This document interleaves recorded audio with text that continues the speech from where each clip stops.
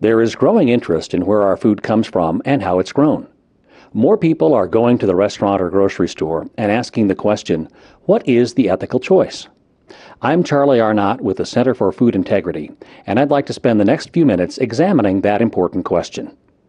Chinese Premier Wen Jiabao has a dream. His dream is to provide each child in China enough milk every day. At the same time, in the United States, we're battling an obesity epidemic with more than a third of all adults classified as obese. Both of these are legitimate social problems related to food. Unfortunately, we're not having the kind of productive, balanced discussion that leads to long-term solutions. Instead, as Russ Parsons of the LA Times said in his January 2010 column, what we have are two armed camps deeply suspicious of one another, shouting past each other. We can do better. We are fortunate to have an abundance of food choices in the U.S. and across the developed world. I can buy my groceries at Whole Foods or Walmart, and I can have lunch at McDonald's or Chipotle or my local corner restaurant. Unfortunately, our discussion about food has disintegrated to the point that we seem to only be able to think about having controversial foods or controversy-free foods. That's a polarizing position that leaves little room for meaningful dialogue. Some suggest that a simple solution is to roll the clock back to a simpler time. But is that the ethical choice? Let's take a look. In 1950, the U.S. population was 154 million, and we had more than 5.5 million farmers. One farmer fed about 30 people. By 2010, the U.S. population more than doubled to 310 million, and we now have fewer than half as many farmers. But one farmer now feeds approximately 155 people. If the number of farms and the level of productivity had remained constant since 1950, there would be no food for anyone in the following states: California, Texas, New York, Florida, Illinois, Pennsylvania, Ohio, Michigan, or Georgia. 151 million people, or roughly half the U.S. population, would have nothing to eat. It's difficult to argue that would be the ethical choice. The heightened public interest in food provides the perfect platform for an informed, balanced discussion of food issues. Let's start that conversation with a basic premise. The public has a right to expect farmers, food companies, restaurants, and grocery stores to act in a responsible manner, and those that don't should be held accountable. The new interest in food also provides two great opportunities for those in the food system. First, look in the mirror. If there are practices that can't be defended ethically or are inconsistent with consumer values, then those in the food system should take a leadership role in bringing those practices to an end. Second, we have to do a much better job engaging in a productive conversation about today's food and telling the story. So, I'd like to use a favorite summer treat, a BLT and an ice-cold glass of milk, to tell the story of today's food system. It all starts back on the farm, where the crops and animals are grown that provide the food that ends up on my grocery shopping list. Let's start our journey through lunch with milk. Stephanie Dykeshorn is a dairy farmer from Iowa, and like thousands of other dairy farmers across the country, she's focused on the health and safety of her cows and the quality product that ends up on the grocery store shelf and eventually in my glass. And the work of Stephanie's family and the dairy farmers before her allows today's dairies to produce more milk using fewer natural resources. Compared to 1950, they produce 63% more milk with 58% fewer cows. Improving efficiency helps keep food affordable, but it does much more than that. Compared to 1944, each gallon of milk generates 76% less manure, a 63% smaller carbon footprint, and takes 65% less water and 90% less land. Those remarkable improvements are not limited to dairy. In fact, from 1960 to 2010, the land required to produce all the meat, milk, and eggs for every person in the U.S. declined by 2/3. Now think about that. If you live in a home or work in a business built since 1960, there's a pretty good chance that it sits on land that produced food 50 years ago. We used 10 million more acres to grow all major crops in 1960 than we do today. Without these improvements, more of our remaining natural areas would be under plow, not in communities, forests, parks, grasslands, and recreational areas. That means today's farming practices allow us to produce more food using fewer natural resources with less impact on the environment.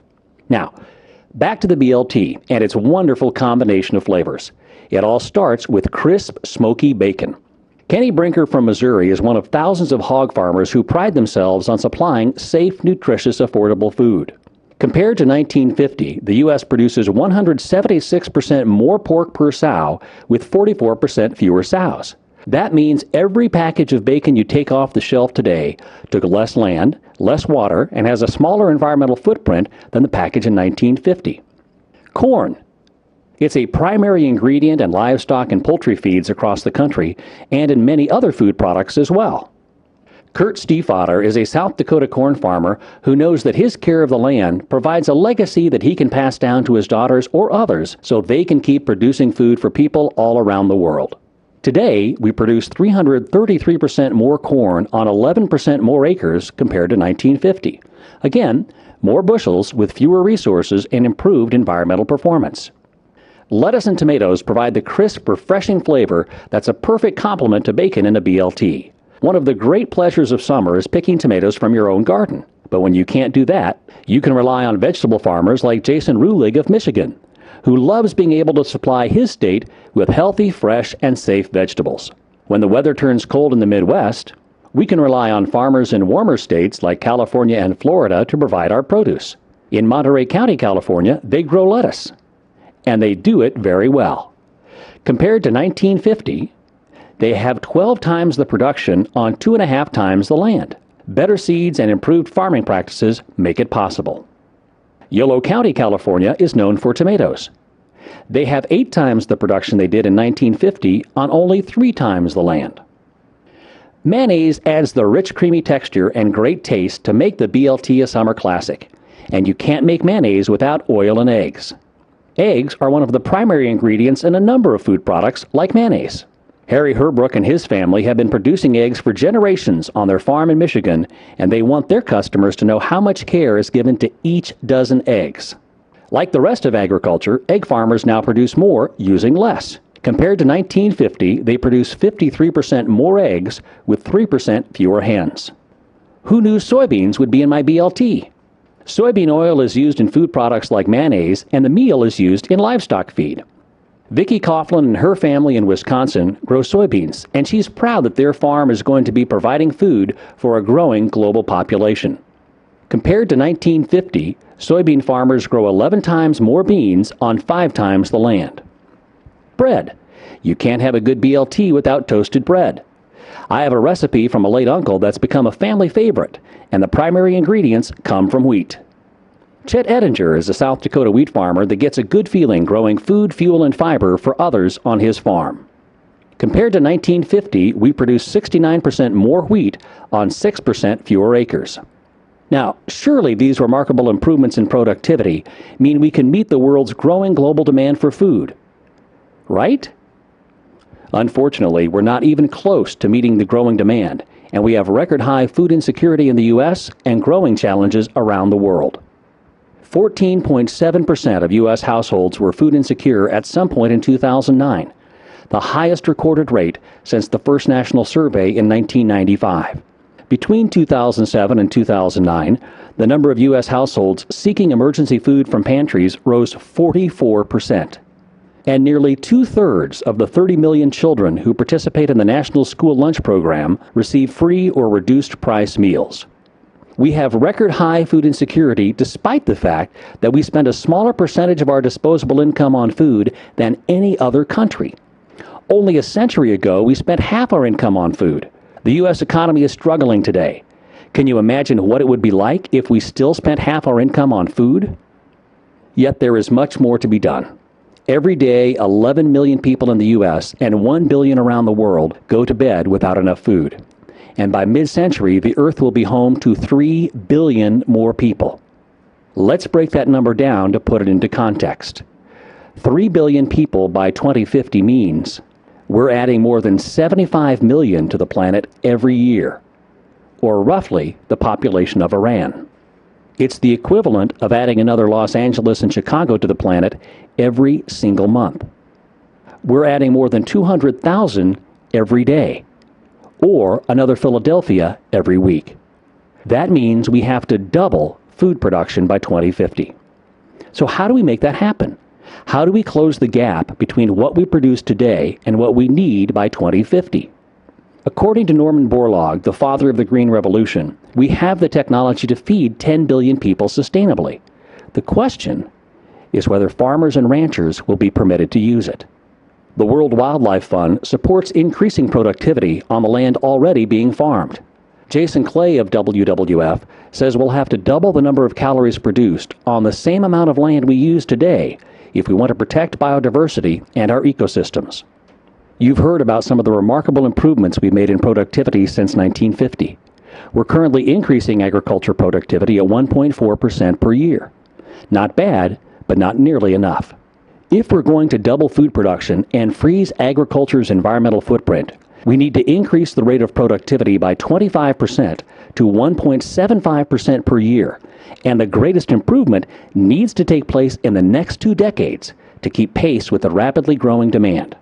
If we can't close that gap and significantly increase food production by 2050, there will be no food for 300 million people, which is almost the current population of the United States. So, how do we get there? Well, 80% of production growth will have to come from the responsible use of innovation and technology, 10 to 15% from higher cropping density, and only 5 to 10% from expanding land used for farming. While it may be hard to believe, we have to produce more food by the end of this century than we have in the last 10,000 years combined. Now, hunger is a complex problem, and simply growing more food alone won't solve it. We need to improve access, education, transportation, and a lot more. But here is one fundamental truth. If supplies don't keep up with demand, prices will continue to increase, and those who will be impacted most are those who can afford it least. So let's put the magnitude of the challenge into perspective. On September 11, 2001, the world mourned the senseless deaths of more than 2,800 people, and an angry nation wondered how it could happen in the United States. On March 11, 2011, one of the 5 most powerful earthquakes ever recorded triggered a tsunami that resulted in the deaths of more than 20,000 people in Japan. According to the UN, more than 25,000 people, more than half of them children, die every day from hunger and malnutrition. That's more than all who died from the tsunami in Japan, and more than 9 times the number of people who perished on September 11th. Providing enough food for people around the world is more than a moral imperative. It's also a matter of national security. Meeting basic human needs is the foundation for hope and progress. And when people lose hope, they have nothing left to lose. So, where's the public outrage? Have we become calloused and numb because this happens every day? If so, what does that say about us as a society when we have the power to change it? These are challenging issues.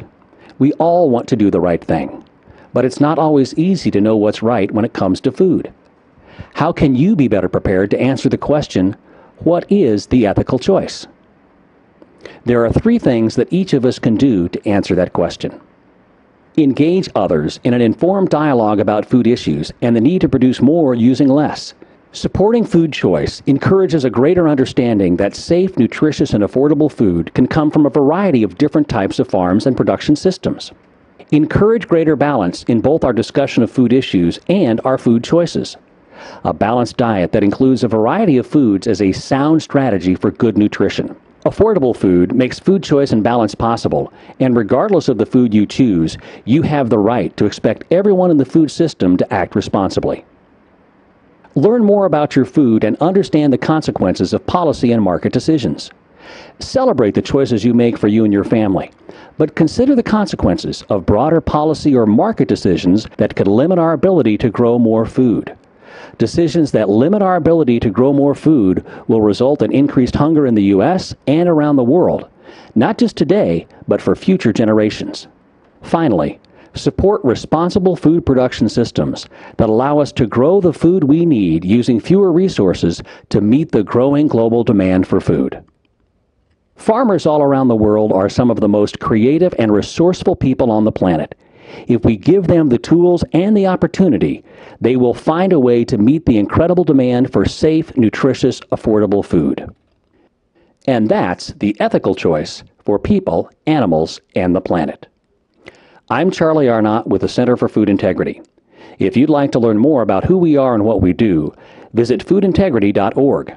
If you have questions about today's food system and you would like answers from academic experts from leading universities across the country, please visit bestfoodfacts.org.